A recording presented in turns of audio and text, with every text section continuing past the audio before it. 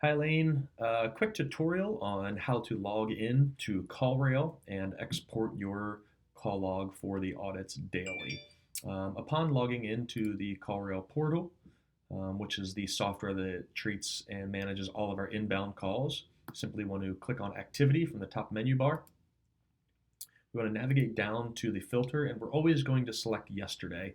That allows a full day for this data to get pushed through the system, and then we will be able to audit all of those calls so we don't catch only a half day. If you scroll down, you will see in this instance only 2 inbound calls came in yesterday.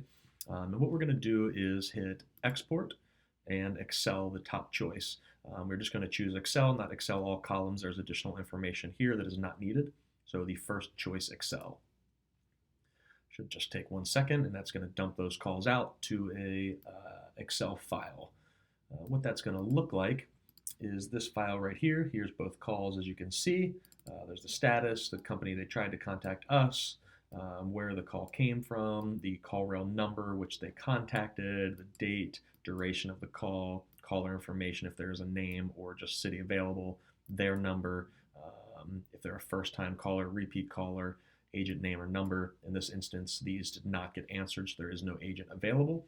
And then there's lastly the recording URL. Now what I've created for you is a quality assurance call scorecard that is an Excel document as well. There's a data file that we're not going to edit at the bottom, this tab here that I will use. This actually has the credentials to the CallRail to get in if needed, so we'll leave this tab alone. This template is going to be duplicated daily for you. So you're going to start your day by duplicating this template, which is a right click, move or copy, create a copy, and select OK. What I'd ask is that you change the name of this to the date. Today is 04-05-21. Okay, and it won't let us do dashes, so let's just go with May 5th, 2021, and that should be okay. The second thing to do, and the only other edit in this sheet, is going to be to change today's date. This is the only field that needs edited here, which is going to be 4-5-21. And what this does is allows us to track the length of time from today until scheduled appointment dates. These top metrics do not need edited. These are some auto-populating fields that I've designed to give us some KPIs on the calls. And essentially what you're going to do is take that export from CallRail, which is this call list. There's always the date of the file, which is easy to coincide with at the top so that you know which date it is. But what we're going to do is take all of that data. You're going to copy that, including the header. You're going to bring that back to your scorecard field after you've duplicated for the daily tab. Make sure you're not working under the template. This is only to duplicate.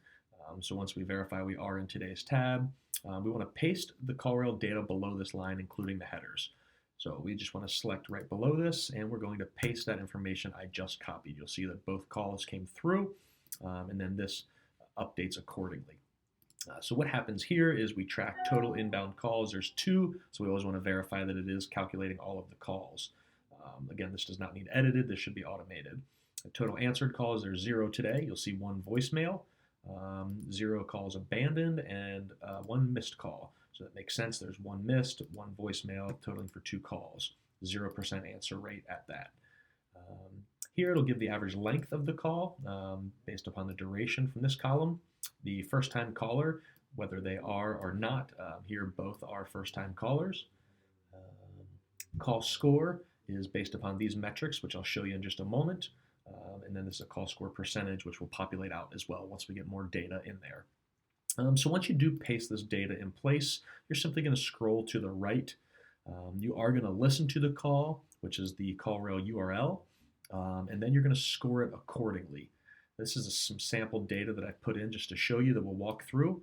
And basically what we're going to track is a couple KPIs that have a maximum obtainable score of 12.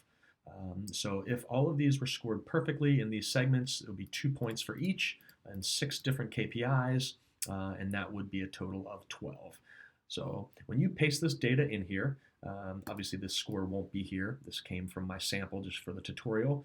You're going to listen to the call if there is a URL. If there's not, obviously you cannot score it. So these would not be able to be scored, and these would all just be zeros at that point in time.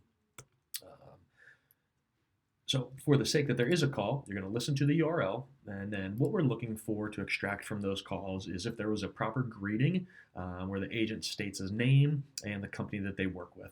For instance, hi, my name's Ben. Thank you for calling Integrity First Home Buyers. We appreciate you calling. What can I help you with today? If that was done, that's a maximum score of 2, and if they did not do that clearly, they would get a 0. Secondly, there would be seller time frame. What we want to know is how soon or when the seller plans to sell their house. So here, there's 3 possible options to score. If the agent on the phone did not attempt to extract this information, they would get a 0. For instance, they just didn't ask when they were looking to sell their home, or if they had a time in mind.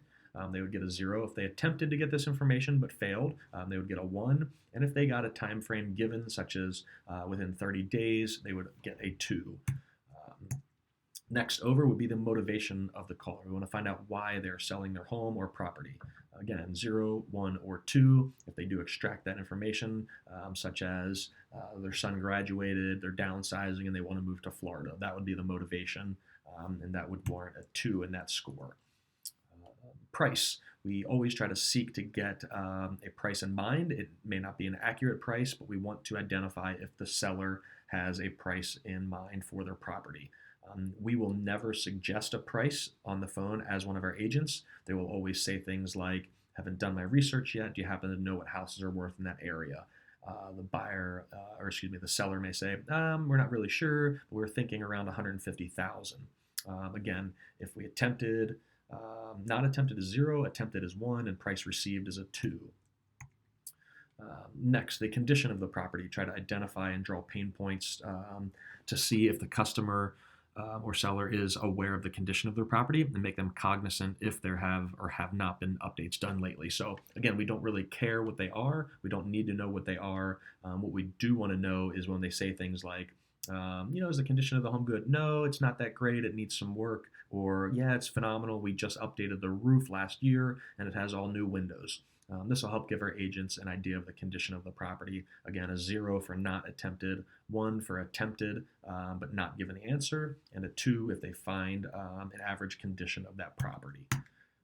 And then lastly, most importantly, is to try to secure an appointment. Obviously, we cannot buy a house without an appointment, so this is the most imperative metric that we'd have. Again, 0 if they do not attempt to schedule an appointment, 1 if they do and they're unsuccessful, or a 2 if they do schedule an appointment. In the instance that they do, we're going to put the appointment date that you get from the call. Let's say this is on 4/15 of 21. And then what we're going to do is copy the formula from X right here, and we want to paste that anywhere that there is an appointment date. And what this does is calculates the time from the appointment date from today's date. So today's the 5th, the appointment is on the 15th, and obviously that is 10 days. If there's no appointment here, no appointment date, we do not need to copy this formula into that cell. Obviously, can't calculate anything if there is no appointment required. So it would only be for the fields where there is an appointment. So say this one was on 4/10 as well, 21. So we would skip this field if there was no appointment, and we would copy that and place that there. You'll see that that's 5 days. And then at the end, this automatically calculates and tallies the score. So this would be the scenario of a perfect call. They scored a 12, they got an appointment, and all the information is filled in. And then when you go back, you will see there's one there's one call that scored a 12, and then some of this information is propagating through as it goes. Some will require a little bit more data or non-missing data. So we'll keep monitoring those things as we go. This is kind of a brief introduction. I will walk through this with you in more detail, but this will get you up to speed. I'd love for you to familiarize yourself with it. And each day we'll save this file, and we will duplicate this template tab and then save it as the following day. And you can do that in preparation if you'd like, or as you do it each day. So obviously tomorrow then would be May 6th, 2021, and we would repeat the same process as we go. Hope you find this helpful and look forward to working with you soon. Thanks.